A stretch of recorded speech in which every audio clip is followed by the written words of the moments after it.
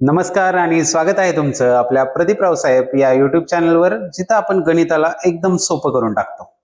यापूर्वीच्या व्हिडिओजमध्ये आपण TET paper first मधील गणित विषयाचे 2025, 2024, 2023 आणि आज पाहणार आहोत टीईटी पेपर फर्स्ट मधील 2021 साली झालेल्या गणित विषयाचे 30 प्रश्न, 91 ते 120 असे 30च्या 30 प्रश्न अत्यंत सोप्या पद्धतीने पाहणार आहोत. वारंवार सगळ्या व्हिडिओजमध्ये सांगितले, रिपीट होणारे प्रश्न आहेत, व्हरायटीचे प्रश्न आहेत, पण सेम घटकांवर आहेत. बरेचसे प्रश्न असे आहेत की जे फक्त संख्या बदलून आलेले आहेत. त्यामुळे मागील प्रश्नपत्रिकांमधील एवढ्या ज्या व्हिडिओज आहेत, एवढे जरी तुम्ही क्लिअर केल्या तरी 100% तुम्हाला गणितात 30 पैकी 30 मार्क मिळणार. त्यामुळे आजचाही व्हिडिओ काळजीपूर्वक पहा. व्हिडिओ आवडला तर लाईक करा. चॅनलवर जर नवीन असाल तर चॅनलला सबस्क्राईब करा, म्हणजे यापुढेही येणाऱ्या टीईटी परीक्षा तर होऊनच जाईल, पण स्कॉलरशिप परीक्षा जी आहे त्यासाठीच्या सुद्धा गणिताच्या घटकनिहाय व्हिडिओ आपल्याला मिळणार आहेत. त्याचा नक्कीच आपल्याला आपल्या विद्यार्थ्यांना फायदा होणार आहे. अत्यंत सोप्या पद्धतीने स्पष्टीकरण केलेल्या व्हिडिओज असणार आहेत. त्यामुळे चॅनल सबस्क्राईब करा. आजचा व्हिडिओ आवडला तर लाईक करा आणि आपल्या प्रतिक्रिया देखील कमेंटमध्ये कळवायला विसरू नका. वेळ न घालवता सुरुवात करूया टीईटी 2021 मध्ये झालेल्या पेपर फर्स्ट मधील गणित विषयाचे 30 पैकी 30 प्रश्न. चला तर मग सुरुवात करूया. सुरुवातीला आहे प्रश्न क्रमांक 91. खालीलपैकी योग्य विधाने कोणती? योग्य विधाने निवडायची आहेत आपल्याला. एकरूप कोन असणाऱ्या समांतरभुज चौकोनाला आयत म्हणतात. बरोबर आहे. आयत हा समांतरभुज चौकोनाचाच एक प्रकार आहे आणि कोन एकरूप होणं म्हणजेच काय, चारही कोन 90-90 अंशांचं होणे, त्याला आपण आयत म्हणणार आहोत. दुसरं आहे एकरूप बाजू असणाऱ्या आयताला चौरस म्हणतात. हे सुद्धा विधान योग्य आहे, कारण आयताचे सर्व कोन काटकोन असतात आणि जर त्याच्या बाजू एकरूप असतील तर तो चौरस होणारच आहे. पुढचा आहे एकरूप कोन असणाऱ्या समभुज चौकोनाला चौरस म्हणतात. तर समभुज चौकोन जो आहे हा एक समांतरभुज चौकोनच असतो. त्याचे कोन एकरूप झाले म्हणजेच चारही कोन 90 अंशांचे झाले आणि समभुज चौकोन आहे म्हणजेच त्याच्या चारही बाजू समान, म्हणजे तो चौरस होणार आहे.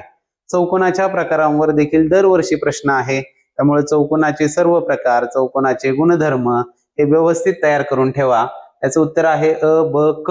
तिन्ही देखील योग्य आहे, म्हणजे त्याचं योग्य उत्तर असणार आहे पर्याय क्रमांक 4. तिन्ही अ, ब, क ही योग्य विधानं आहेत. चला पाहूया पुढील प्रश्न. पुढे आहे प्रश्न क्रमांक 92. जर चारही गावातील एकूण निरक्षर लोकसंख्या 64-25 असेल तर त्या गावातील एकूण लोकसंख्या किती? हे काढण्यासाठी काय करावं लागेल, आधी चारही गावातील जी साक्षर लोकसंख्या आहे ती काढून घ्यावी लागेल. तर या ठिकाणी जर ती पाहिली तर ही आहे 85, ही आहे 65, ही आहे 75 आणि हे पण आहेत 75. आता या सगळ्यांची आपल्याला बेरीज करावी लागेल आणि यांची सरासरी काढावी लागेल. यांची जर बेरीज केली तर ती येते 300 आणि गावं आहेत 4 म्हणून याला 4 ने भागणार, म्हणजेच 75% जी आहे ही आहे त्यातील सरासरी साक्षरता. आता आपल्याला काय सांगितलंय, चारही गावातील एकूण निरक्षर लोकसंख्या 64-25 आहे. आता इथे पहा 75% साक्षर आहेत, म्हणजेच निरक्षर किती असणार आहेत, 100 वजा 75 म्हणजे 25% जे आहेत ते निरक्षर असणार आहेत आणि हे 25% बरोबर आपल्याला दिलेले आहेत 64-25, 6425. आपल्याला विचारलंय काय, तर त्या चारही गावातील एकूण लोकसंख्या विचारलेली आहे. 25% म्हणजे 64-25 आहे, तर लोकसंख्या किती असणार आहे, 100% असणारी लोकसंख्या. मग 25 चौक 100 होतात. या ठिकाणी आपल्याला 64-25 ला देखील 4 ने गुणावं लागेल आणि हा गुणाकार येणार आहे 25,700. म्हणजेच त्या चारही गावांची एकूण लोकसंख्या जी आहे ती असणार आहे 25,700. चला पाहूया पुढील प्रश्न. पुढे आहे प्रश्न क्रमांक 93. अ गावाचा विचार करायचा आहे आपल्याला. साक्षर लोकसंख्या ही निरक्षर लोकसंख्येच्या किती पट आहे? पहा, निरक्षर या निरक्षरच्या किती पट आपल्याला विचारलेला आहे साक्षर लोकसंख्या आहे आणि आपल्याला हे कोणत्या अ गावाचा विचार करायचा आहे. तर अ गावामध्ये जर पाहिलं तर साक्षर जी लोकसंख्या आहे ती आहे 85%. साक्षर आहे 85, म्हणजे निरक्षर किती असणार आहेत, 15 असणार आहेत. इथे भाग देऊया आपण. 5×3=15, 5×17=85, हे आले 17/3, म्हणजेच 3×5=15, राहिले 2/3, 5.2/3 पट असणार आहे, म्हणजे जो आहे पर्याय क्रमांक 2 हे त्याचं योग्य उत्तर असणार आहे. चला पाहूया पुढील प्रश्न. पुढे आहे प्रश्न क्रमांक 94. पुनर्रचित अभ्यासक्रम 2012 नुसार इयत्ता 4च्या गणित विषयाच्या पाठ्यक्रम रचनेतील 7 क्षेत्रात खालीलपैकी कोणत्या नव्या क्षेत्राचा किंवा क्षेत्रांचा स्वतंत्रपणे समावेश केलेला आहे? मी खाली क्षेत्र दिलेले आहेत. अपूर्णांक जे आधीपासूनच होतं. माहितीचे व्यवस्थापन, यस, याचा नव्याने समावेश करण्यात आलेला आहे. तर मायन म्हणजे हे मापन असेल कदाचित, तर मापन हे क्षेत्र सुद्धा आधीपासून होतं. म्हणजे नव्याने 2012ला जे समावेश केलं तो आहे फक्त ब, माहितीचे व्यवस्थापन याचा समावेश करण्यात आलेला आहे. चला पाहूया पुढील प्रश्न. पुढे आहे प्रश्न क्रमांक 95. 4 वर्षांपूर्वी सुमित व राजू यांचे एकूण वय 31 वर्ष होते. जर सुमित राजूपेक्षा 3 वर्षांनी लहान असेल तर राजूचे 5 वर्षांनंतरचे वय किती वर्ष असेल हे विचारलेले आपल्याला. 4 वर्षांपूर्वी सुमित आणि राजू यांचं एकूण वय 31 वर्ष होतं. 4 वर्षांपूर्वी किती होतं? 31 होतं. तर आज काय होणार आहे? सुमितचे 4 वाढले, राजूचे 4 वाढले, 4 आणि 4 8 वाढले, म्हणजे त्यांच्या बेरजेत 8 वाढून त्यांचं आजच्या वयांची बेरीज जी आहे ती असणार आहे 39. आता सुमित आणि राजू यांच्या वयामधलं रिलेशन आपल्याला सांगितलंय. सुमित राजूपेक्षा 3 वर्षांनी लहान आहे. तर इकडे घेऊया आपण हा सुमित आणि हा घेऊया राजू. सुमित हा राजूपेक्षा 3 वर्षांनी लहान आहे, म्हणजे सुमित x असेल तर राजू असणार आहे x अधिक 3, आणि यांची बेरीज जी आहे ती आज सांगितलेली आपल्याला 39, जी आपण आता काढली. कारण 4 वर्षापूर्वी 31 होती, आज ती किती होणार? दोघांचे 4 आणि 4 8 वाढले, 31 आणि 8 39 झाली. आता हे सोडून आपण x ची व्हॅल्यू काढूया. म्हणजेच हे 2x अधिक 3 बरोबर होणार 39. हे 3 तिकडे जाऊन वजा होतील आणि 2x बरोबर होतील 36. म्हणजे x ची व्हॅल्यू आली 18. आता x ची व्हॅल्यू 18 आली, याचाच अर्थ सुमितचं आजचं वय किती आलेलं आहे? x म्हणजेच किती आलं? 18. आणि राजूचं आजचं वय आलेलं आहे x अधिक 3, म्हणजे 18 अधिक 3 21 आलंय. विचारलंय काय आपल्याला? राजूचे 5 वर्षानंतर वय किती वर्ष असेल? 5 वर्षानंतर राजूचं वय आज 21 आहे, तर 21 अधिक 5, 5 वर्षांनी होणार आहे राजूचं वय 26 वर्ष होणार आहे, जो आहे पर्याय क्रमांक 4 हे त्याचं योग्य उत्तर असणार आहे. चला पाहूया पुढील प्रश्न. पुढे आहे प्रश्न क्रमांक 96. 6.6 मीटर बाय 1.2 मीटर मापाच्या पॉलिथिनच्या कागदापासून 1.2 नाहीये 12 सेंटीमीटर बाय 10 सेंटीमीटर मापाच्या दुधाच्या किती पिशव्या तयार करता येतील? तर हा साधा सरळ प्रश्न आहे की एक मोठा कागद आहे आणि त्यापासून पिशवीचं माप दिलंय, एवढ्या मापाच्या किती पिशव्या तयार होतील हे आपल्याला शोधायचं आहे. पण हे मीटर मध्ये दिले, ते सेंटीमीटर मध्ये दिले, याला आपण सेंटीमीटर करू. 6.6 मीटर म्हणजेच हे होणार आहेत 660 सेंटीमीटर गुणिले 1.2 मीटर म्हणजे झाले 120 सेंटीमीटर. या पूर्ण कागदाच्या क्षेत्रफळाला आपल्याला पिशवीच्या क्षेत्रफळाने भागायचंय. पिशवीचं क्षेत्रफळ आहे 12 गुणिले 10. पण हे एका पिशवीसाठी लागणाऱ्या कागदाचं क्षेत्रफळ 12 गुणिले 10 एवढंच असेल का? तर पिशवीच्या माप एवढं असेल का? तर नाही, त्याच्या दुप्पट लागणार आहे कागद. कारण पिशवीचं माप पिशवी जर माझ्या हाता एवढी आहे तर ही पिशवी तयार होण्यासाठी अजून तेवढंच कागद याच्यावर लागणार आहे, तेव्हा ही पिशवी तयार होणार आहे. म्हणजे या क्षेत्रफळाच्या दुप्पट कागद एका पिशवीसाठी लागणार आहे. म्हणून हा इथे गुणिले 2 खूप महत्वाचा रोल आहे यामध्ये, या 2चा. चला भागाकार करूया. 12 × 12, 12 × 120, हे 10 ला 10 गेले आणि 660 भागिले 2 म्हणजेच ते येणार आहे 330. म्हणजेच याचं योग्य उत्तर असणार आहे पर्याय क्रमांक 2, 330.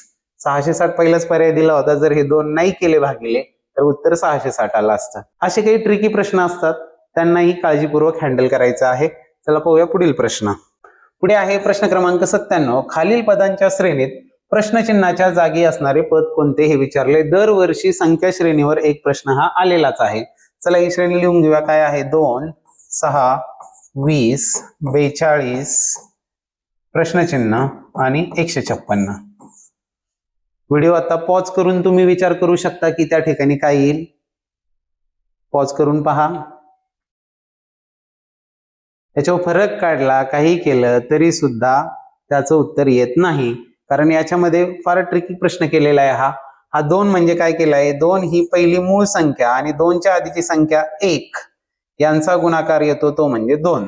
2च्या पुढची मूळ संख्या आहे 3, 3च्या आधीची संख्या असते 2, 3 दुने 6, 2, 3 पुढे असते 5 ही मूळ संख्या, 5च्या आधी संख्या 4, 5 चोक 20, 2, 3, 5, 7, 7 मूळ संख्या आहे, 7च्या आधी संख्या 6, 7 सकून 42, 2, 3, 5, 7. आता येणार आहे 11, 11च्या आधीची संख्या 10, 11 आणि 10 11 होतील 110. हे त्याचं योग्य उत्तर असणार आहे. पहा, 2 3 5 7 11, पुढे येतील 13, 13च्या आधी संख्या 12, 13 गुणिले 12 होतात 156. म्हणजे हा थोडासा हायर लेवलचा प्रश्न विचारलेला होता, तरी पण थोडं थिंकिंग केलं, पण याला झटत बसायचं नाही. या प्रश्नाला पटकन 1 मिनिटाच्या आत सुटलं तर ठीक, नाहीतर मागे ठेवून द्या, शेवटी वेळ राहिल्यानंतर याला सोडवायला या. कारण याच्यामध्ये जर गुंतून बसलो तर वेळ कधी गेला हे आपल्या लक्षात येत नाही. चला पाहूया पुढील प्रश्न. पुढे आहे प्रश्न क्रमांक 98. मूळ संख्यांचा गट दर्शवणारा पर्याय कोणता, की ज्या गटामध्ये सगळ्याच्या सगळ्या संख्या मूळ आहेत असा गट आपल्याला शोधायचा आहे. मग तो गट शोधण्यासाठी पहा, इथे या सगळ्या ज्या आहेत या विषम संख्या आहेत, यांनी सम नाही दिलेली. विषम संख्या आहेत तर यांना कशाने भाग जातो किंवा नाही जात हे आपल्याला पाहून मूळ संख्या ठरवावी लागेल. यात पहा 193, 9 3 12 1 13, 3 चा विषय नाही, 9 चा विषय नाहीये, 2 3 चाही विषय नाहीये, 163, 173 मध्ये सुद्धा 7 3 10 आणि 11, 143, 143 मात्र आहे. 143 कुणाच्या पाड्यात येतो पहा, 3 आणि 1 4, 4 4 गेले 0, म्हणजे याला 11 ने भाग जातो 143 ला. म्हणजे हा मूळ संख्यांचा गट नाही. पुढच्या पर्यायात जर पाहिलं तर यात पण 143 आलेले आहेत, म्हणजे हा सुद्धा मूळ संख्यांचा गट नाही. याच्यामध्ये 143 नाहीयेत. शेवटचा जर पर्याय पाहिला तर त्यातही 143 आलेत, तो देखील मूळ संख्यांचा गट नाहीये. याचं योग्य उत्तर असणार आहे पर्याय क्रमांक 3. हा जो गट आहे हा मूळ संख्यांचा गट आहे. चला पाहूया पुढील प्रश्न. पुढे आहे प्रश्न क्रमांक 99. 2012 साली प्रजासत्ताक दिन गुरुवारी साजरा झाला, तर त्याच वर्षातील बाल दिनाचा वार कोणता हे आपल्याला काढायचे. दिनदर्शिकेवर देखील प्रत्येक वर्षी एक प्रश्न आहे. आता वर्ष 2012, प्रजासत्ताक दिन म्हणजे 26 जानेवारी जो आहे हा आलेला आहे गुरुवारी, आणि आपल्याला काढायचा आहे तो म्हणजे बालदिन. बालदिन कधी असतो? 14 नोव्हेंबरला बालदिन असतो. तर या 14 नोव्हेंबरला कोणता वार असेल हे आपल्याला विचारलेलं आहे. सोपा प्रश्न आहे, झटपट 1 मिनिटाच्या आत सुटणारा प्रश्न आहे. पहा, यामध्ये येणारे महिने जे आहेत ते आहेत जानेवारी, फेब्रुवारी, मार्च, एप्रिल, मे, जून, जुलै, ऑगस्ट, सप्टेंबर, ऑक्टोबर आणि नोव्हेंबर. इथपर्यंत जायचंय आपल्याला. आता जानेवारीमध्ये 26 जानेवारी आहे. जानेवारी महिन्यात 31 दिवस असतात, म्हणजे 26 आणि 5 31. जानेवारीमध्ये आपल्याला फक्त 5 ने पुढे जावं लागणार आहे. फेब्रुवारी, हा फेब्रुवारीसाठी 2012 हे लीप वर्ष आहे, म्हणजेच फेब्रुवारीमध्ये असणार आहेत 29 दिवस. मार्च 31, एप्रिल 30, मे 31, जून 30, जुलै 31, ऑगस्ट 31, सप्टेंबर 30, ऑक्टोबर 31 आणि नोव्हेंबर मध्ये आपल्याला 14 नोव्हेंबर पर्यंत जायचं, म्हणजे हे 14 दिवस. आता ह्या सगळ्यांची आपल्याला बेरीज करावी लागणार आहे. या सगळ्यांची बेरीज केल्यानंतर ती येते 293. आता हे 293 ने आपल्याला पुढे जायचंय, म्हणजे 293 नाही जाणार, प्रत्येक 7 दिवसांनी तोच वार येत असतो. म्हणून आपण इथे काय करणार, या 293 ला 7 ने भागणार आहोत. 7 ने भागल्यावर इथे पहा 7 चोक 28, राहिला 1 झाले हे 13, आणि 7 एके 7, राहिले 6, म्हणजे 6 ने पुढे जायचंय आपल्याला. 6 ने पुढे जाणं म्हणजेच काय, 1 ने मागे येणं, कारण 6 अधिक 1 7 होतात. 4 ने पुढे जाणं म्हणजेच 3 ने मागे येणं.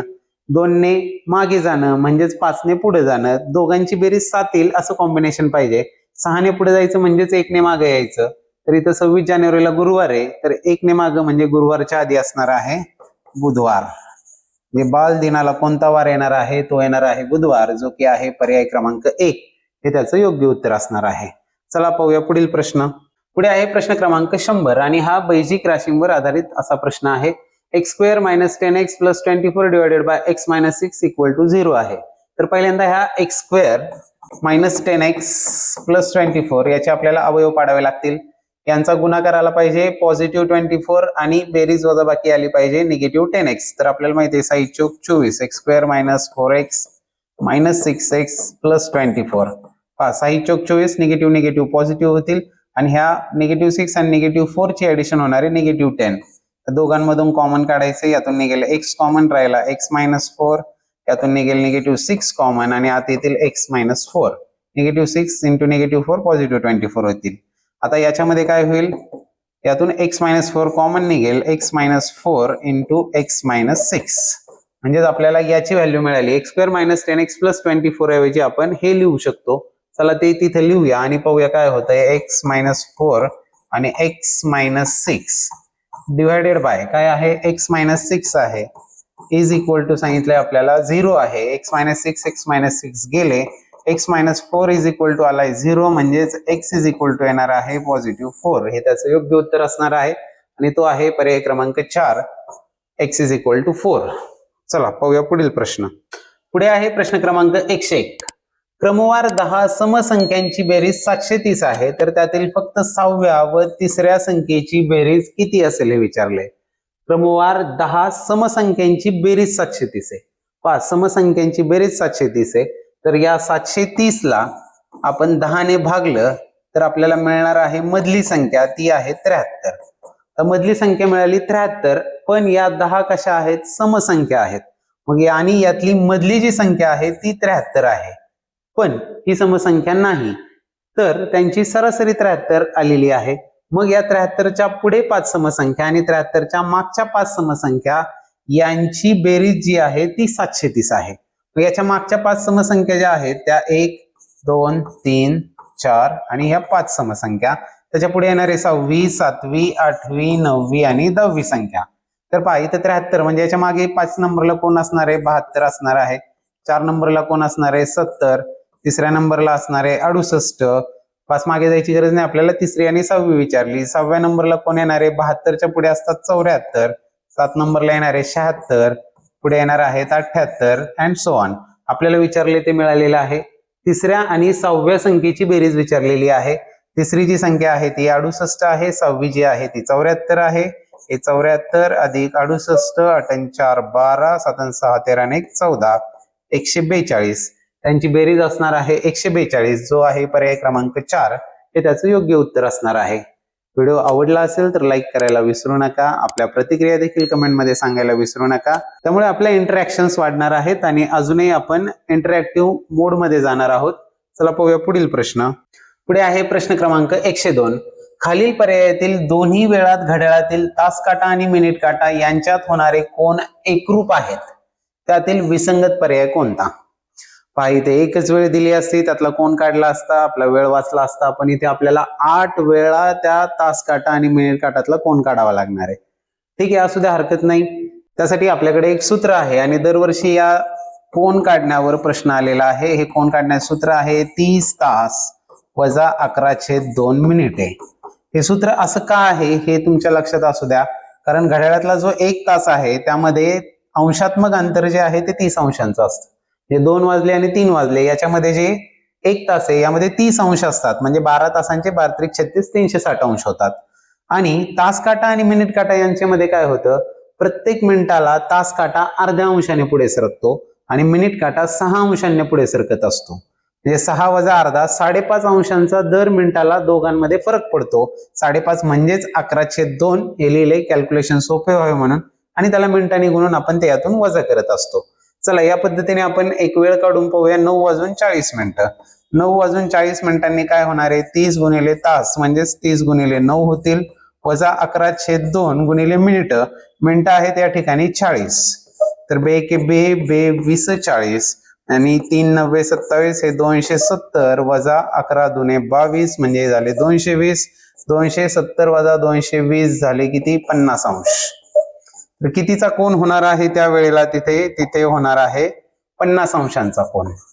आता हे सूत्र वापरून जर तुम्ही 2:20 कितीचा कोन होतो काढला तर तो देखील 50 अंशांचा होतो. आपला वेळ वाचावा म्हणून मी डायरेक्ट सांगतो तुम्हाला. इथे 4:25 जर पाहिलं तर तो 17.5 अंशांचा कोन होतो. 8:35 47 अंशांचा कोन होतो. आपल्याला विचारले कोन एकरूप आहेत आणि त्यातला विसंगत पर्याय कोणता? तर पर्याय क्रमांक 2 जो आहे यामध्येच हे दोन्ही कोन एकरूप येत नाही, म्हणजेच हा विसंगत पर्याय आहे. चला पाहूया पुढील प्रश्न. पुढे आहे प्रश्न क्रमांक 103. सोबतच्या आकृतीतील चौकोनांची संख्या किती? चौकोन किंवा त्रिकोण मोजायला दरवर्षी प्रश्न आहे.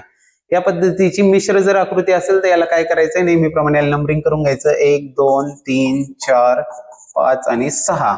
आता यामध्ये आपल्याला मोजायचे आहेत चौकोन. चौकोन मोजत असताना आपण आधी मोजणार आहोत सिंगल चौकोन आहेत का? तर ठीक आहे. 1 नंबरचा जो आहे तो पण चौकोन आहे, 2 नंबरचा पण चौकोन आहे, 3 नंबर चौकोन नाही, 4 नंबर जो आहे तो पण चौकोन आहे, त्यानंतर 5 नंबर जो आहे तो देखील चौकोन आहे आणि 6 नंबर जो आहे तो देखील एक चौकोनच आहे.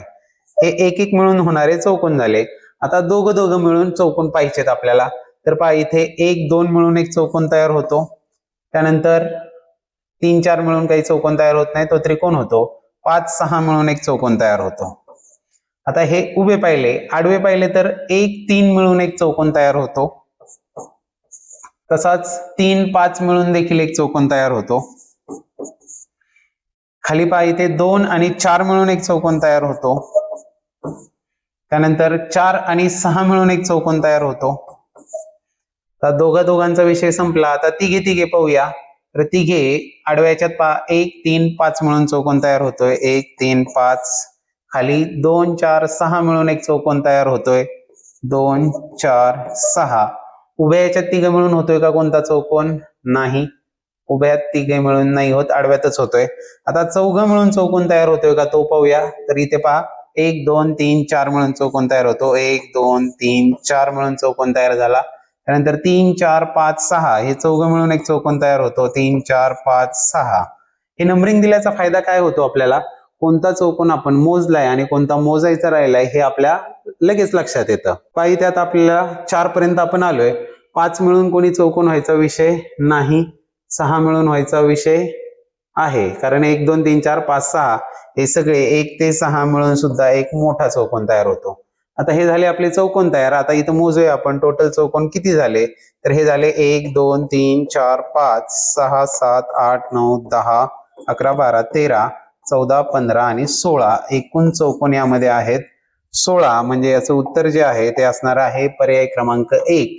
यामध्ये एकूण 16 चौकोन होणार आहेत. चला पाहूया पुढील प्रश्न. पुढे आहे प्रश्न क्रमांक 104. 8 स्टार 4 स्टार आणि 2 या संख्येत स्टारच्या जागी समान अंक असून त्यांच्या स्थानिक किमतीतील फरक 6930 आहे, तर तो अंक कोणता? स्थानिक किमतीतील फरक सांगितलेला आहे आपल्याला. तर याची स्थानिक किंमत काय येणार आहे? 5 स्टार आणि पुढे येणार आहे 0 0 0. याची स्थानिक किंमत काय येणार आहे? स्टार आणि पुढे येणार आहे 0. आणि यातला जो फरक आहे तो आपल्याला किती दिलाय? 6930 आहे, 6930. मग इथे पहा, शून्यातून शून्य गेल्यावर शून्य येणार आहेत, इथं शून्याचे 10 होणार आहेत आणि 10तून किती गेल्यानंतर 3 येतात? 10तून 7 गेल्यावर 3 येतात, म्हणजे इथं पण 7 असणार आहे, या स्टारची इथे पण 7 असणार आहे. याला साधी एक ट्रिक आहे. जो फरक आहे त्या फरकामधला जो सगळ्यात डावीकडला अंक आहे त्या अंकाच्या पुढचा अंक जो आहे तो त्या स्टारच्या जागेवर असतो, पण कधी जर दोन्ही ठिकाणी समान अंक असेल तर. त्यामुळे याचं उत्तर जे आहे ते असणार आहे पर्याय क्रमांक 3. हे त्याचं योग्य उत्तर येईल. चला पाहूया पुढील प्रश्न. पुढे आहे प्रश्न क्रमांक 105 आणि हा रोमन संख्या चिन्हावर आधारित प्रश्न आहे.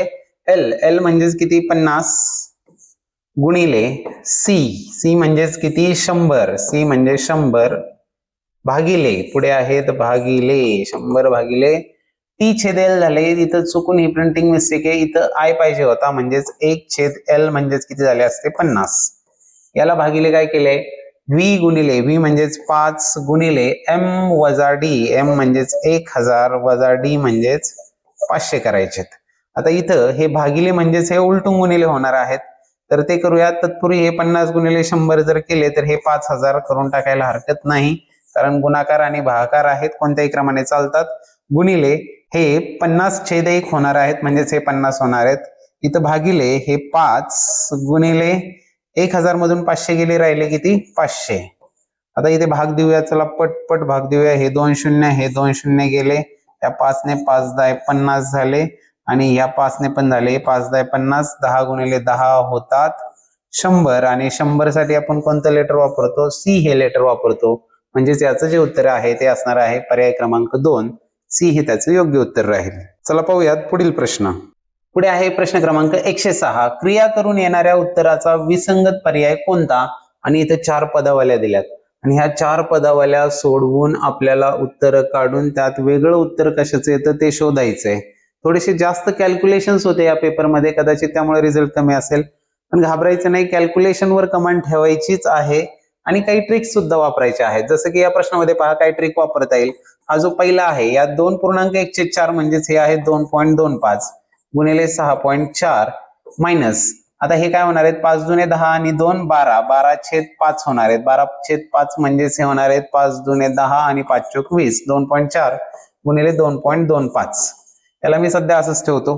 दुसरा पर्याय पहा, दुसऱ्यामध्ये काय आहे 2.25 हे आले परत 2.25 गुणिले आता 6 पंचे 30 आणि 2 होतात 32, 32/5 म्हणजेच काय 5 30 आणि 5 20 मायनस पुढे आहेत 9/4, 9/4 म्हणजेच काय 4 दुने 8 परत 4 दुने 8 आणि 4 पंचे 20 गुणिले 2.4 हा असाच ठेवूया. पुढे पहा तिसरा जो आहे यामध्ये 2.1/4 म्हणजेच हे होणार आहे 2.25 गुणिले हे 6.4 आहेत मायनस हे 2.4 गुणिले 9/4 म्हणजेच आपण पाहिलं आता 2.25 येतात. तुम्हाला पॅटर्न लक्षात आला असेल यामध्ये काय आहे ते. चौथा आहे त्यामध्ये आहे 2.25 गुणिले 9/4 म्हणजेच 2.25 मायनस 6.4 गुणिले 2.2/5 तेच आपण इथं कुठे काढले होते, हा हे 2.2/5 म्हणजेच ते 2.4. आता यामध्ये पहा यात कम्पेअर करूया आपण 2.25 गुणिले 6.4 2.25 6.4 2.25 6.4 2 इथं वेगळं आलं. सो पर्याय क्रमांक 4 आहे याच्यामध्ये वेगळं आलेलं आहे. यामध्ये हे सेम आहेत, हे सेम आहेत, हे पण सेम आहेत, इथं मात्र हे वेगळे आलेले आहेत. त्याचं पहिल्याचं पण जुळत नाही. म्हणजे याचं जे उत्तर आहे ते असणार आहे पर्याय क्रमांक 4 हा जो आहे हा यातला विसंगत पर्याय आहे. काही कॅल्क्युलेशनच्या ट्रिक्स वापराव्याच लागतील आणि त्यासाठी हे पेपर सोडवायचे आणि त्यासाठी ही प्रॅक्टिस करायची आहे. चला पाहूया पुढील प्रश्न. पुढे आहे प्रश्न क्रमांक 107. 4.3/4 म्हणजेच 5.25 डझन आंब्यांची किंमत 2280 रुपये आहे. तर 9 आंब्यांची किंमत किती रुपये होईल हे आपल्याला विचारले.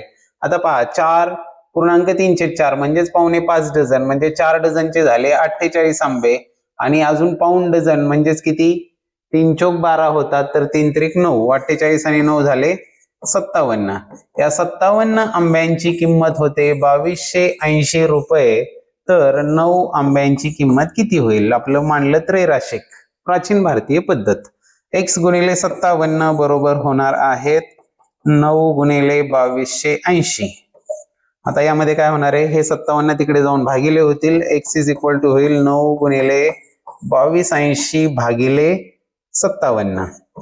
7 5 12 होतात 3 ने भाग देऊ 3 19 57 3 त्रिक 9 19 ने त्याला भाग गेलाच पाहिजे. आता 19 1 19 राहिले 3 38 19 38 19 0 0 म्हणजे x इज इक्वल टू आला 12 त्रिक 36 त्यावर एक 0. x ची किंमत आली 360 म्हणजे 9 आंब्यांची किंमत असणार आहे 360 रुपये जो की आहे पर्याय क्रमांक 2 हे त्याचं योग्य उत्तर असणार आहे. चला पाहूया पुढील प्रश्न. पुढे आहे प्रश्न क्रमांक 108. खालीलपैकी योग्य रूपांतर असणाऱ्या जोड्या कोणत्या ह्या ओळखायच्यात. पहिल्या आहे 19 हे आहेत 75/4. आता याचं काय करू पूर्णांकयुक्त अपूर्णांकात रूपांतर करूया. 4 1 4 राहिले 3 झाले 35 4 8 32 आणि 3/4 18 आणि पाऊण म्हणजेच हे 19 आहे म्हणजे अयोग्य आहे. पुढे ब जो आहे तो आहे 25.5 म्हटले आणि छेदात पहा 2 ह्या पुढच्या शून्याला किंमत नसते. पुढच्या शून्याला किंमत नसते. छेदात 2 शून्य आहे म्हणजेच काय होणार आहे दशांश चिन्ह 2 घरं डावीकडे येणार आहे म्हणजेच हे होणार आहे 2.555 आणि हे 25.5 होतात का नाही होत म्हणजे ब चुकीचं आहे. क मध्ये पहा 12.25 12.250 हे बरोबर आहे. 12.25 म्हणजे 250 म्हणत नाहीत कारण त्याचं वाचन जे आहे ते 12.250 असंच करावं लागतं. जर तुम्हाला त्याला 250 म्हणायचं असेल तर त्याचं योग्य वाचन आहे 12.250 सहस्त्रांश असं त्याचं वाचन करावं लागेल. पण ते 12.25 आहेत ते बरोबर आहे. आणि हे पुढचा ड जो आहे तर 10 100 अधिक 3 होतात 103/10 म्हणजे ड सुद्धा योग्य आहे. यातले योग्य रूपांतर कोणती आहेत अ आहे क आहे आणि ड आहे. अ क ड अ क ड अकड नाही पाहिजे कुणालाही पण इथे आहे अ क ड हे जे आहेत हे योग्य रूपांतर आहेत. पर्याय क्रमांक 3 हे त्याचं योग्य उत्तर राहील. चला पाहूया पुढचा प्रश्न. पुढे आहे प्रश्न क्रमांक 109 आणि हा सुद्धा पदावलीवर आधारित प्रश्न आहे. कॅल्क्युलेशन्स भरपूर आहेत पेपरमध्ये. चला घाबरू नका सोपे आहेत ते पण.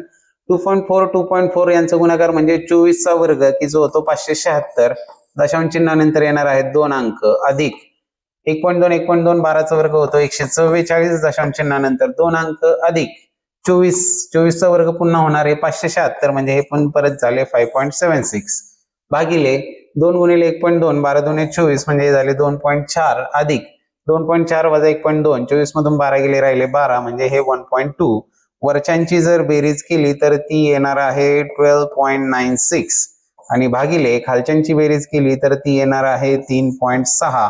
आता यामध्ये पहा 3.6 म्हणजेच हे 36 चा वर्ग जो आहे 36 चा वर्ग होतो 1296. मग जर 3.6 चा वर्ग करायचा असेल तर 3.6 गुणिले 3.6 म्हणजेच होतात 12.96. म्हणजेच हे 3.6 ला 3.6 नच गुणल्यावर येणार आहेत 12.96 म्हणजे याचं उत्तर असणार आहे 3.6 जो की आहे पर्याय क्रमांक 3 हे त्याचं योग्य उत्तर असणार आहे. चला पाहूया पुढचा प्रश्न. पुढे आहे प्रश्न क्रमांक 110. शेजारील समद्विभुज समलंब ABCD मध्ये ABCD हा समद्विभुज समलंब म्हणजेच या दोन बाजू एकरूप आहे त्याच्या. AD पॅरलल BC AD ही BC ला पॅरलल आहे असणारच आहे. Length of CD equal to 17 आहे. CD कुठे ती 17 आहे. ही CD इकडे 17 म्हणजे इकडली पण AB पण झाली 17. त्यानंतर लेंथ ऑफ BM 8 आहे. ही BM जी आहे ती 8 आहे आणि BC बरोबर 36 आहे. BC जो आहे हा पूर्ण BC एवढा हा पूर्ण BC किती आहे 36 आहे. तर रेखांकित न केलेल्या भागांच्या आकृतींच्या परिमितीतील फरक किती सेंटीमीटर असेल. त्यामध्ये प्रिंटिंग मिस्टेक आलेली होती. आज जर इंग्लिश मध्ये पेपर पाहिला तर त्यामध्ये क्लिअर दिलेला आहे की रेखांकित केलेल्या भागांची परिमिती आणि अरेखांकित भागाची परिमिती यांच्यामध्ये कितीचा फरक आहे असं विचारलेलं आहे आपल्याला. तर इथे पहा इथं पुन्हा एकदा आपण पायथागोरसचं प्रमेय वापरणार आहोत. 8चा वर्ग अधिक 15चा वर्ग बरोबर 17चा वर्ग येतो आणि हे कॅल्क्युलेशन करून तुम्ही AM काढू शकता किंवा त्रिकूट जर पाठ असेल तर अधिक उत्तम 8 15 17 होतं म्हणजे हे 15 आले. आता हे 15 आले म्हणजेच ही साईड सुद्धा येणार आहे 15 कारण काय ही इथं हा लंब दिलाय या दोन्ही पॅरलल आहेत म्हणजे हे वरचे कोन सुद्धा जे आहेत ते 90 अंशांचे असणार आहेत म्हणून ही 15 असेल तर ही पण बाजू 15 येईल. मग इथं पुन्हा पायथागोरसचं त्रिकूट ही 15 8 17 8 15 17 हे पायथागोरसचं त्रिकूट आहे. हे 8 झाले हे 8 झाले 8 आणि 8 हे 16 झाले. टोटल BC जी आहे ती 36 आहे म्हणजे MN किती येणार आहे MN येणार आहे 20 20 आणि 8 28 आणि 8 हे झाले टोटल 36.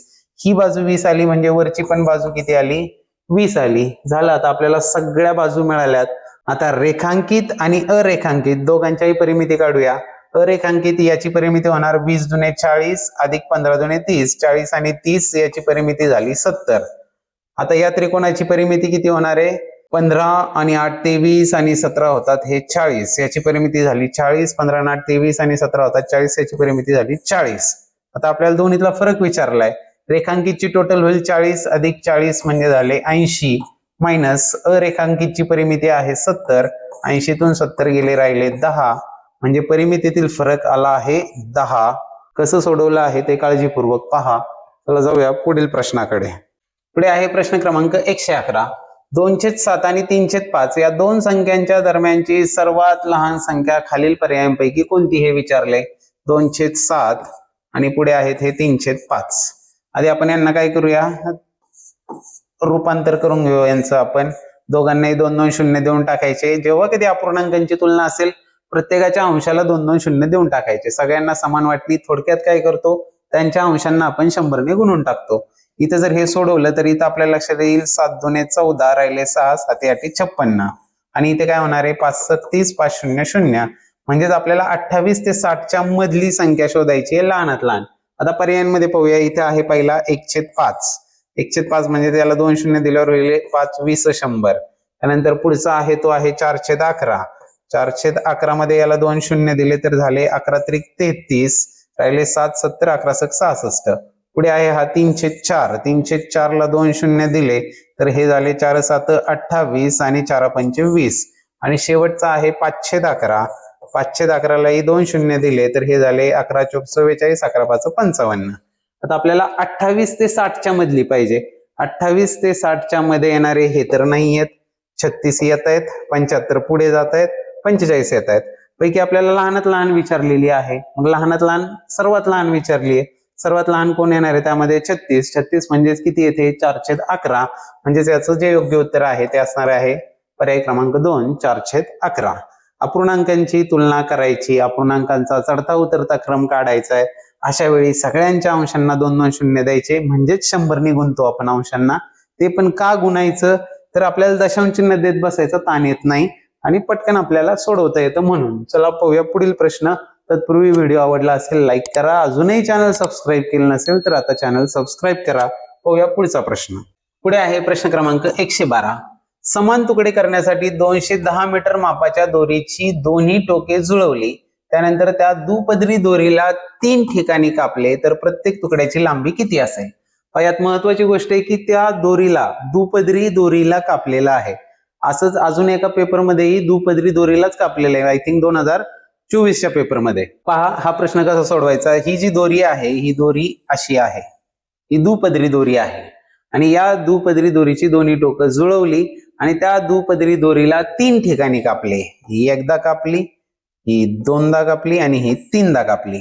हा मराठीतला जो प्रश्न आहे यात हे नाही मेन्शन केले की समान तुकडे होतील अशा प्रकारे कापली, पण हाच प्रश्न जो इंग्लिशमध्ये दिलाय त्यामध्ये हे मेन्शन आहे की त्यांचे तुकडे समान होतील अशा पद्धतीने कापली. आता 3 ठिकाणी कापल्यावर तुकडे किती होतात दुपदरी दोरीला, तर हे 2, हे 4, हे 6 आणि एक 7 तुकडे होतात. 7 तुकडे होतात. आता प्रत्येक तुकड्याची लांबी आपल्याला विचारलेली आहे. एकूण दोरीची लांबी आहे 210 मीटर. या 210चे 7 तुकडे गेले तर काय होईल, 7 21 700 म्हणजे प्रत्येक तुकड्याची लांबी जी आहे ती येणार आहे 30 मीटर, जो की आहे पर्यायच नाहीये 30 मीटर. ठीक आहे, मीटर नाहीये सेंटीमीटर आहे, तर तिथं आहे 30 मीटरचे सेंटीमीटर जर केले तर या 30 वर 2 शून्य येतील आणि हे होतील सेंटीमीटर, जो आहे 3000 सेंटीमीटर, जो आहे पर्याय क्रमांक 4. हे त्याचं योग्य उत्तर असणार आहे. चला पाहूया पुढचा प्रश्न. पुढे आहे प्रश्न क्रमांक 113. इंग्लिश मधला स्कॅन केला कारण मराठी मधली प्रिंट फारच अस्पष्ट होती, त्यामुळे इंग्लिश मधला घेतलेला आहे. What type of the numbers 15, 21, 28 and 36 are? पहा हे कोणकोणत्या संख्या आहेत, 15, 21, 28 आणि 36 या कोणत्या प्रकारच्या संख्या आहेत हे विचारले. पहिलं म्हणजे स्क्वेअर नंबर्स, चौरस संख्या, तर यात ह्या सगळ्या चौरस नाहीये, फक्त 36 आहे चौरस. ट्रायंग्युलर नंबर्स असू शकतात. पेंटागोनल नंबर, पंचकोनी संख्या, हो पंचकोनी संख्या पण असतात. रेक्टँगल नंबर्स, आयत संख्या वगैरे असं काही नसतं, पण यामध्ये ट्रायंग्युलर नंबर्स ही पॉसिबिलिटी आहे. ट्रायंग्युलर नंबर्स म्हणजे कोणते? ट्रायंग्युलर नंबर्स त्रिकोणी संख्या ज्या आहेत त्या कशा काढतात, तर पहिली त्रिकोणी संख्या 1 आणि 2 3, 3 आणि 3 होतात 6, 6 आणि 4 10, 10 आणि 5 15, 15 आणि 6 21, 21 आणि 7 28, 28 आणि 8 36, 36 आणि 9 45. खूप पुढे गेलो मी, जाऊ द्या. आता हे 15 आहेत, ही पण त्रिकोणी आहे. 21 आहेत, ही पण त्रिकोणी संख्या आहे. 28 आहे, ही पण त्रिकोणी, आणि 36 पण आहे, ही पण त्रिकोणी. 36 ही एक अशी संख्या आहे की जी त्रिकोणी सुद्धा आहे आणि चौरस सुद्धा आहे. 1 ही एक अशी संख्या आहे की जी त्रिकोणी सुद्धा आहे आणि चौरस सुद्धा आहे. हे माहित असू द्या आपल्याला. तर या ज्या संख्या आहेत या ट्रायंग्युलर नंबर्स म्हणजेच त्रिकोणी संख्या आहेत. चला पाहूया पुढचा प्रश्न. पुढे आहे प्रश्न क्रमांक 114.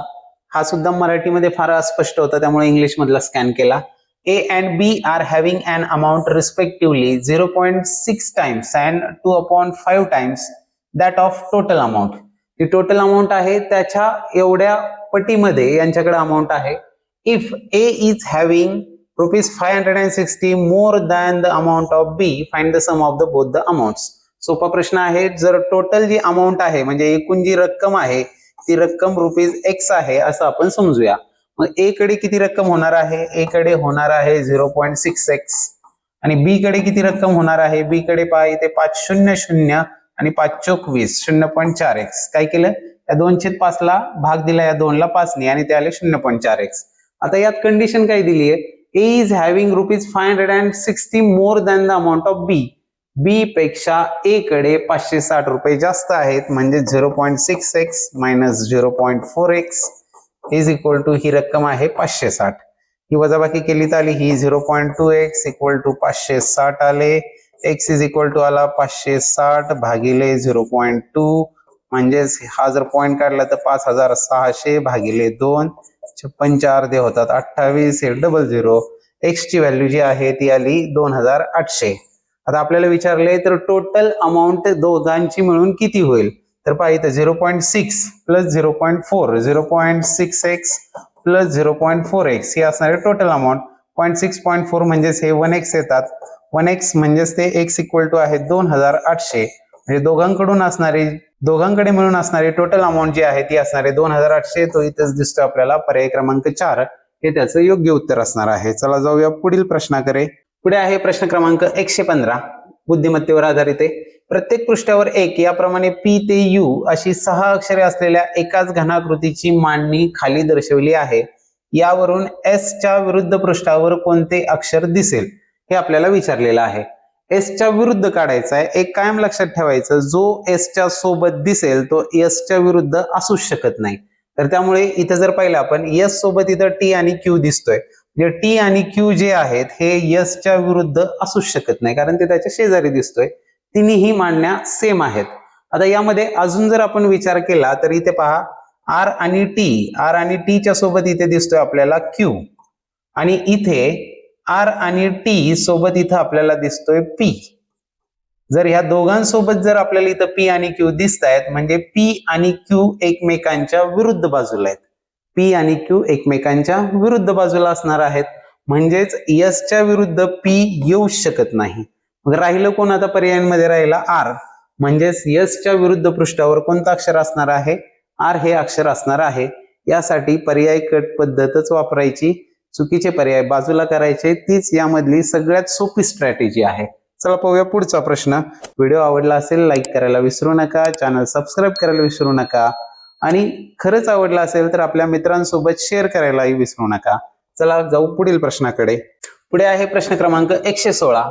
खालील पर्यायात दर्शवलेल्या संख्ये इतक्या वस्तू काही मुलांना समान वाटायच्या असतील तर कोणत्या वस्तूचे समान वाटप होणार नाही? समान वाटप होणार नाही तर कोणत्याही वस्तूचं समान वाटप होऊ शकतं तसं पाहिलं तर, कारण कोणतीही संख्या असू द्या, प्रत्येकाला एक एक जर दिली तर झाली समान वाटप. पण ठीक आहे, यांना विचारायचा उद्देश काय आहे तो आपल्या लक्षात आला, की यांना यातून मूळ संख्या शोधून हवी आहे. तर ती मूळ संख्या आपण यातून शोधूया. पहिली संख्या आहे 1439, दुसरी आहे 2739, तिसरी आहे 3839 आणि शेवटी आहे 4939. ठीक आहे, यातली मूळ संख्या शोधायची. तर ह्या सगळ्या विषम आहेत, म्हणजे समसंख्यांचा विषय मिटला. 3ची कसोटी सगळ्यांना लावून पाहू. ओळीनं आता पर्याय नाही आपल्याला मूळ संख्या शोधायची म्हटल्यावर. 4 आणि 1 5 आणि 3 8 आणि 9 17, 3 ने भाग जात नाही. 7 आणि 2 9 आणि 3 12 आणि 9 होतात 21, 3 ने भाग जातो, म्हणजे याचं समान वाटप होऊ शकतं. इथे पहा, 8 आणि 3 11 आणि 3 14 आणि 9 23 नाही जात 3 ने, 9 4 13 आणि 3 16 आणि 9 25, 3 ने भाग जात नाही. हा, पण इथे एक लक्षात येते ते पहा, 3 आणि 3 होतात हे 6, 9 आणि 8 होतात हे 17, 17 वजा 6 केल्यावर येतात 11, म्हणजेच या संख्येला 11 ने भाग जाणार आहे, म्हणजे इथं समान वाटप होऊ शकतं. इथंही जर पाहिलं तर 4 आणि 3 होतात 7, 9 आणि 9 होतात 18, 18 वजा 7 केल्यावर येतात 11, याला 11 ने भाग जाणार आहे. हे आता विभाज्यतेच्या कसोट्या लावून शोधण्याशिवाय पर्याय नाही. 14 39 ला जर पाहिलं तर याला कशानेच भाग जात नाही, म्हणजे 14 39 ही मूळ संख्या आहे, याचं समान वाटप होऊ शकणार नाही. चला पाहूया पुढचा प्रश्न. पुढे आहे प्रश्न क्रमांक 117. योग्य नित्य समानता दर्शवणारा पर्याय कोणता? की ज्याच्यामध्ये नित्य समानता आयडेंटिटी दर्शवणारा योग्य पर्याय आपल्याला शोधायचा आहे. इथं ब्रॅकेट स्क्वेअर करायचा आहे. चला इथंच करून टाकू याचा ब्रॅकेट स्क्वेअर. तो याच्या एवढा येतो का पाहूया. एक्सचा स्क्वेअर होणार आहे एक्स स्क्वेअर. इथं सूत्र कोणतं वापरणार आहे आपण? यासाठी 3 सूत्र माहित पाहिजे आपल्याला. एक म्हणजे a प्लस बी ब्रॅकेटचा स्क्वेअर इज इक्वल टू असतो a square plus 2ab plus B square. त्यानंतर a मायनस बी ब्रॅकेटचा स्क्वेअर इज इक्वल टू असतो a square minus 2ab plus B square. आणि तिसरं आहे ते म्हणजे a square minus B square is equal to असतो a plus B into a minus B. ही 3 सूत्र जे आहेत, या 3 आयडेंटिटीज ज्या आहेत त्या पाठच असणं गरजेचं आहे. चला यांचा वापर करून आपण वरचे एक्सपान्शन करूया. इथे काय होणार आहे? X square plus 2 into x into 1/x, x जाणार आहेत म्हणजे प्लस 2 होणार आहेत फक्त हे, आणि 1/x चा स्क्वेअर होणार आहे 1/x स्क्वेअर. हे आणि हे मॅच होत आहे का? तर नाही, हे मॅच होत नाही. तर 2x नको येतं, फक्त 2 पाहिजे, म्हणजे ही योग्य नाहीये, म्हणजे हा एक पर्याय गेला. दुसऱ्या पर्यायामध्ये पहा काय आहे, 1/3x मायनस 3x ब्रॅकेटचा स्क्वेअर आहे, म्हणजेच हा a मायनस बी ब्रॅकेटचा स्क्वेअर आहे. हा स्क्वेअर जर केला तर इथं 1/3x होणार आहे 1/9x चा स्क्वेअर येणार आहे, आणि इथं 1/3x चा स्क्वेअर आलाय, म्हणजे हे इथंच संपलेला आहे यांचा विषय. आणि पुढच्या 3x स्क्वेअर पण 9x स्क्वेअर यायला पाहिजे, तो पण आलेला नाहीये तिथे. पाहूया पुढचा तिसरा पर्याय 1/x square minus X square म्हणजेच a plus B into a minus B करायचंय. म्हणजे 1/x प्लस एक्स यायला पाहिजे, इथं आलंय 1/x प्लस एक्स आलंय आणि 1/x मायनस एक्स यायला पाहिजे, तो इथं आलेला आहे. म्हणजे पर्याय क्रमांक 3 जो आहे हा याचं योग्य उत्तर असणार आहे. पहा पुन्हा एकदा ते कसं झालंय ते सांगतो तुम्हाला. 1/x square minus X square आहे. a प्लस बी म्हणजेच काय, याचं वर्गमूळ अधिक याचं वर्गमूळ म्हणजेच हे 1/x प्लस एक्स इंटू याचं वर्गमूळ वजा याचं वर्गमूळ म्हणजेच 1/x मायनस एक्स येणार आहे. हे फक्त याची ऑर्डर इथं पुढे मागे झाली तर बेरजेमध्ये क्रमनिरपेक्षता असते, त्यामुळे ते चालणार आहे. त्यामुळं यातला योग्य नित्य समानता दर्शवणारा पर्याय आहे पर्याय क्रमांक 3. चला जाऊया पुढील प्रश्नाकडे. पुढे आहे प्रश्न क्रमांक 118. एका वर्तुळाकृती बागेला 4 पदरी कुंपण घालण्यासाठी 1408 मीटर काटेरी तार लागली. किती पदरी घालायचंय? 4 पदरी कुंपण घालायला तार लागलेली आहे 1408 मीटर. ठीक आहे इथपर्यंत.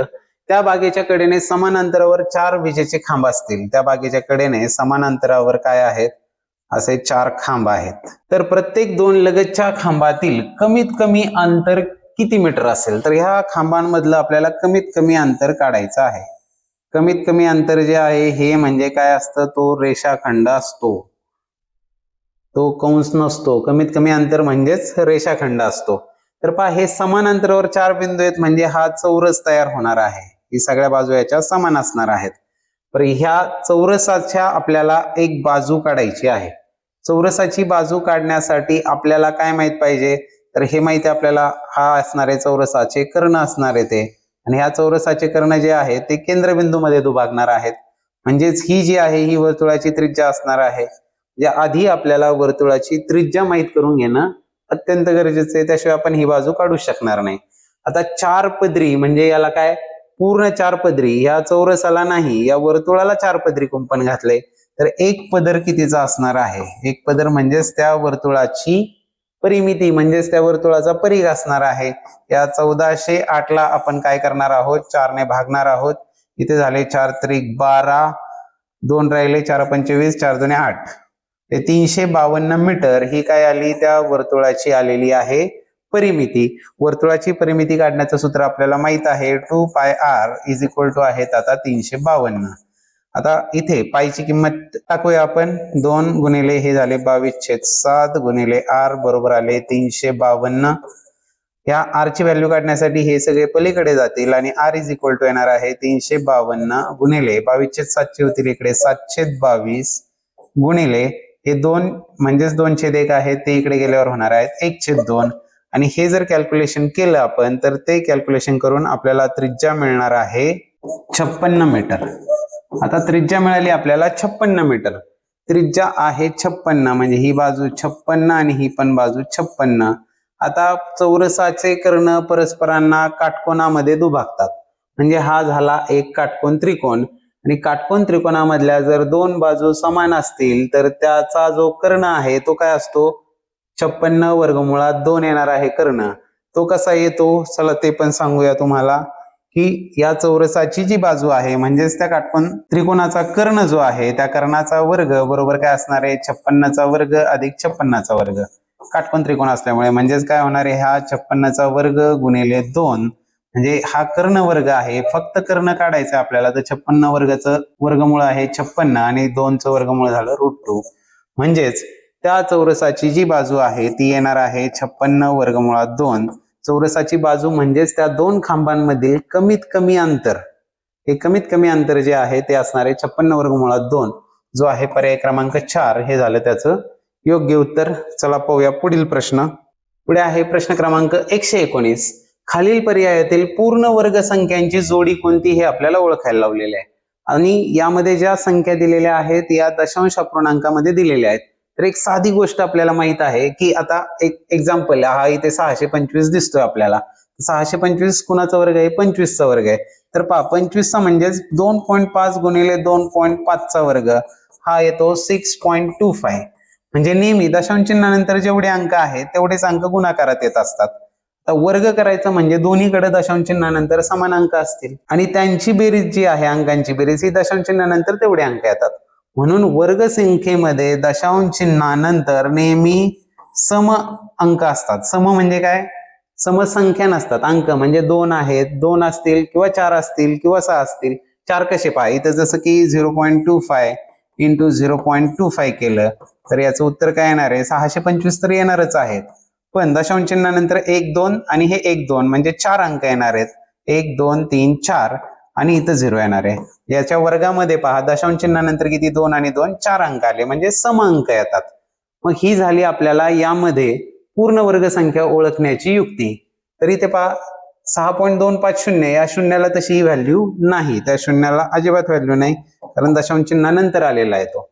म्हणजे हा वर्ग होऊ शकतो 8.41 म्हणजे 841 हा आहे 29चा वर्ग आणि इथे 2 अंक आहेत म्हणजे ही जोडी पूर्ण वर्ग संख्यांची जोडी होणार आहे. म्हणजे पहिला जो पर्याय आहे तो योग्य आहे. पुढच्यात काय झाले पहा, या शून्याला किंमत नाही म्हणजे हे होऊ शकत नाहीत पूर्ण वर्ग. या झिरोलाही किंमत नाही म्हणून हा जरी 18चा वर्ग 324 असला तरी दशांश चिन्हामध्ये ते चुकतंय, ते तिथं होऊ शकत नाही. आणि शेवटच्या पर्यायामध्ये सुद्धा ह्या झिरोला व्हॅल्यू नाही, दशांश चिन्हानंतर 3च अंक येतात, त्यामुळे ही देखील पूर्ण वर्ग संख्यांची जोडी होऊ शकत नाही. त्याचं उत्तर जे आहे ते आहे पर्याय क्रमांक 1, हे त्याचं उत्तर असणार आहे. अशा पद्धतीने आता आपण अगदी शेवटच्या प्रश्नापर्यंत येऊन पोहोचलेलो आहोत. व्हिडिओ आवडला असेल तर लाईक करा, चॅनलला सबस्क्राईब करा आणि आपल्या इतर सहकाऱ्यांसोबत देखील शेअर करा. आपल्या चॅनलवर 2021, 2023, 2024, 2025च्या पेपर 1च्या गणित विषयाच्या सर्व प्रश्नपत्रिका सोडून दाखवलेल्या आहेत. त्या सगळ्या पहा, त्या नक्कीच तुम्हाला फायद्यात राहणार आहे आणि तो अनुभव तुम्ही मला पेपर झाल्यानंतर शेअर करा की ते मागचे पेपर सोडवल्यामुळे किती फायदा झाला ते. त्यासोबतच भविष्यात आपल्या चॅनलवर स्कॉलरशिप परीक्षेचे देखील घटक निहाय व्हिडिओज येणार आहेत. ते देखील आपल्यासाठी, आपल्या विद्यार्थ्यांसाठी अत्यंत फायद्याचे राहणार आहेत. त्यामुळे सोबत राहूया, सोबत अभ्यास करूया. जाऊयात आजच्या शेवटच्या प्रश्नाकडे. तो आहे प्रश्न क्रमांक 120. काही 100 रुपये आणि काही 50 रुपये किमतीच्या नोटा असलेल्या पाकिटात पावणे 15,000 रुपये आहेत. यावरून त्या पाकिटात फक्त 50 रुपये किमतीच्या नोटांची संख्या खालील पर्यायांपैकी किती असू शकेल? सेम प्रश्न आलेला आहे 24 साली. त्यामध्ये फक्त 2000 आणि 500च्या नोटा दिल्यात आणि तिथे रक्कम आय थिंक काय होती? 30,500 समथिंग रक्कम होती. असा प्रश्न होता. चला हा प्रश्न सोडून पाहूया. टोटल रक्कम जी आहे ती आहे पावणे 15,000 रुपये. पावणे 15,000 म्हणजेच ते किती होणार आहेत रुपये? 14,750 रुपये होणार आहे. ही आपल्याला रक्कम पाहिजे आणि यामध्ये 100 आणि 50च्या नोटा असणार आहेत. 100च्या आणि 50च्या नोटा असणार आहेत त्यामध्ये. तर आता हे सोडवताना पाहूया काय होतंय. आपण सोडवताना बेसिकली असं समजूया की 50 रुपयांची एकच नोट आहे. 50ची एकच नोट असेल तर 100 रुपयांच्या किती नोटा असतील? 147 नोटा असतील. ठीक आहे, 147 झाल्या. 100च्या समजा 146 नोटा असतील तर हे किती होणार आहेत? 14,600 होणार आहेत आणि मग तेव्हा 50च्या 3 नोटा येणार आहेत. इथे 50 आलेले आहेत. समजा 100च्या आपण घेतल्या 145 नोटा तर हे झाले 14,500 रुपये आणि मग 50च्या किती नोटा येणार आहेत? 5 येणार आहेत. यावरून आपल्या एक गोष्ट लक्षात येते की हे पुढे 50 जे आलेत ते येण्यासाठी 50च्या ज्या नोटा आहेत या विषम संख्येमध्येच आपल्याला घ्याव्या लागणार आहेत. विषम संख्येमध्ये हे पर्याय आहेत. एक पर्याय जो आहे तो विषम मध्ये नाही, तो सम आहे म्हणजे तो कट झाला. आता कॉम्पिटिशन आहे या तिघांमध्ये. आता ह्या तिघांमध्ये जर कॉम्पिटिशन केली तर इथे आहे 315. तर 50च्या 315 नोटा घेतल्या तर काय होणार आहे? ही रक्कम 15,000च्या पेक्षाही पुढे जाणार आहे. तर 15,000च्या पुढे रक्कम जाऊन चालणार नाही, आपली रक्कम एवढीच आहे म्हणजे हा पहिला पर्याय सुद्धा कट झाला. आता हा दुसरा पर्याय जो आहे 295, तर हे 295 गुणिले जर 50 केले तर हा 0 आणि 295 गुणिले 5 केल्यावर येणार आहेत ते 1475. म्हणजे हे एक्झॅक्टली 14,750 येणार आहेत. पण ते चालेल का आपल्याला? नाही चालणार. का? तर काही 100 रुपये आणि काही 50 रुपये किमतीच्या नोटा आहेत. सगळ्याच्या सगळ्या 50 रुपयाच्या घेऊन चालणार नाही म्हणजे हा पण पर्याय कट झाला. याचं उत्तर आलं पर्याय क्रमांक 3, 123. अशा पद्धतीने आज आपण 2021 मध्ये आलेल्या टीईटी परीक्षेतील गणिताची 30 पैकी 30 प्रश्न सोडवलेले आहेत. अत्यंत सोप्या पद्धतीने सोडवलेले आहेत. व्हिडिओ आवडला असेल तर नक्की लाईक करा आणि आपल्याला अभ्यासासाठी तसेच पुढे येणाऱ्या परीक्षेसाठी देखील हार्दिक शुभेच्छा. धन्यवाद.